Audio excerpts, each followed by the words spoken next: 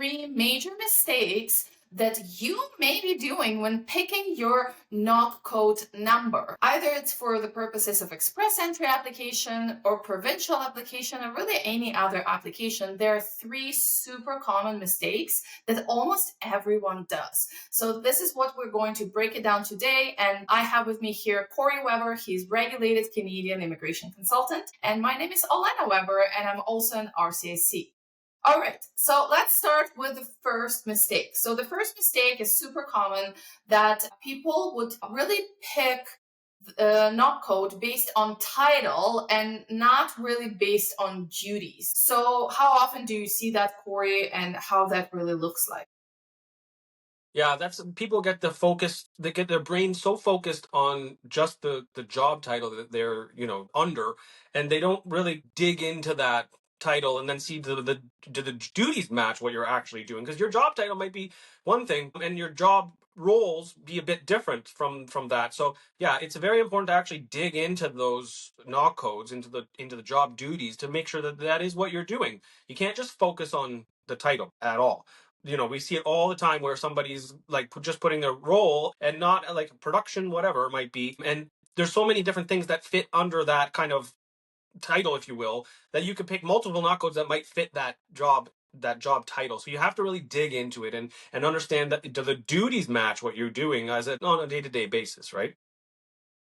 Because by the end of the day, like, tell me, how does the immigration officer really know what your NOC code is? Like, how do they assess?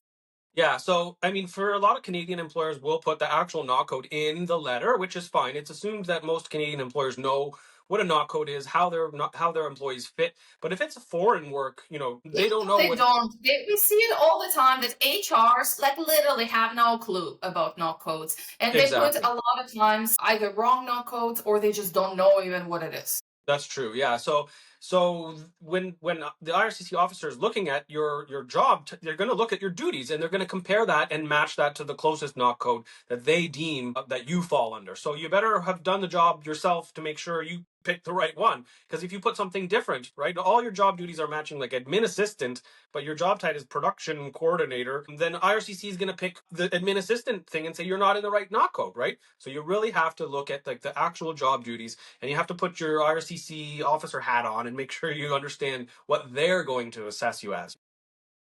For sure. All right, so let's transition to the second point. So the second mistake that a lot of people really do is that they are, we hear it all the time. They're saying that my position really falls under two different NOC codes, and they somehow try to combine those NOC codes Yeah. and combine them in a letter, and they just combine two NOC codes, which I find it so strange. Yeah, it's strange. Yeah, and you can't like you have to think if you're going to combine them, then you're pulling maybe 50% of job duties from one NOC code, and you're pulling maybe a couple from a different NOC code. You're not really meeting the requirements of either of those NOC codes all of a sudden, and now you have you're going to have major problems trying to prove that you're in one or the other because you're kind of combining them, which is a terrible thing to do. And imagine the IRCC officer looking at this and just like being ultimately confused. Okay, what is this person doing? Like, is it this one? Is it that one? And they're going at the end of the day, they're going to decide based on what you put in your letter which code they think you fall under, and you're not going to meet the amount of required matching that you should do, right? So if IRC expects you to have maybe three-quarters or two-thirds of the duties matching, but you're not going to meet that requirement at all for either of the NOC codes. So that's another terrible mistake to do. You need to just sit down. You need to, okay, pick one, whichever one is closest, and you kind of have to make it work with that one NOC code. So, looking at your job duties, and when you're reading what it is from the NOC code, maybe you don't do 100% of them, but that's fine. You don't have to do 100% of them. You can make it work with, like I said, 75%, three-quarters, something like that. Yeah. Exactly. And the third point, I feel like the most important one. So how many times we even seen procedural fairness letters and any sorts of really problems coming out of people's applications that stem from copy pasting from ESDC website, like the official NOC code website.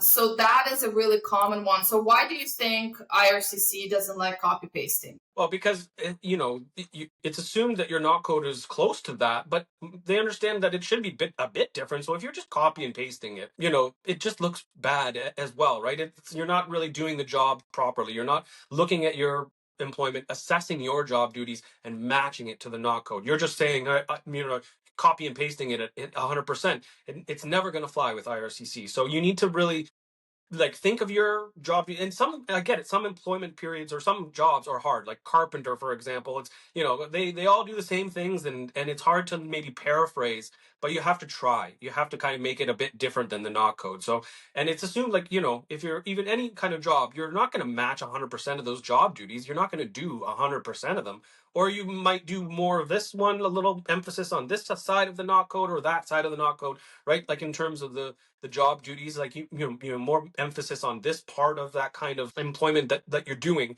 so that should be reflected in your employment letter, right? That you need to emphasize what you do properly, and it shouldn't then therefore match 100% to the NOC code. And nobody's job really does. It would be a bit different in any case, right? The main point is like that why IRCC really don't like copy paste, because that makes the officer doubt the credibility and Yes. how genuine this job description in the employment letter is. So I think that would be like the main concern. And then another point I just want to wrap up with here is that when you're saying you need to provide duties or make sure that the duties make the match the NOC number, what we mean is that you and your employer, At the end of the day, your employer should be drafting an employment letter. Your employer should be really typing those duties, doing the job of drafting and issuing you an employment letter, right?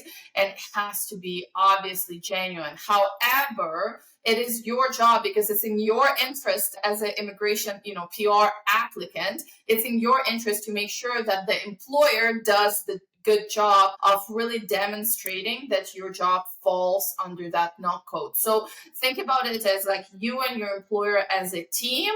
You're working on this employment letter that is issued by your employer, but you can kind of give your employer your input into how it should look like and how the duties should look. Yeah, I think that's a good point. And just to make sure that people understand, that they can work with their employer. You can go if you get an employment letter from your employer and it just doesn't match any NOC codes and it's all over the place. You have within your rights to go to your employer and just ask for hey, can we kind of sit down, and this doesn't really work for my immigration purposes, and explain that's what, because maybe the employer doesn't know you're going through immigration process and maybe they're willing to help. So ask them for assistance with that. For example, employer would just put 2 bullet points, right? And you have to sit down with them, look, can we just sit down and come up with 8 bullet points of what I actually do, right? Day to day. And that's what we mean. You need to guide your employer the way that the document that they will produce actually will match the immigration requirements. Also want to remind you that immigration requirements under each program can be slightly different. It's very similar, but they can be slightly different. The employment letter that works for Express Entry is not necessarily the same as employment letter that works for, I don't know, ONP foreign worker or something. So they can be slightly different. So just be aware of that you're aware of the requirements of the actual program that you're applying. All right. Well, thank you so much. That's it for today, and hope you guys enjoyed this video. And please go subscribe to our channel and make sure you comment with any questions you might have.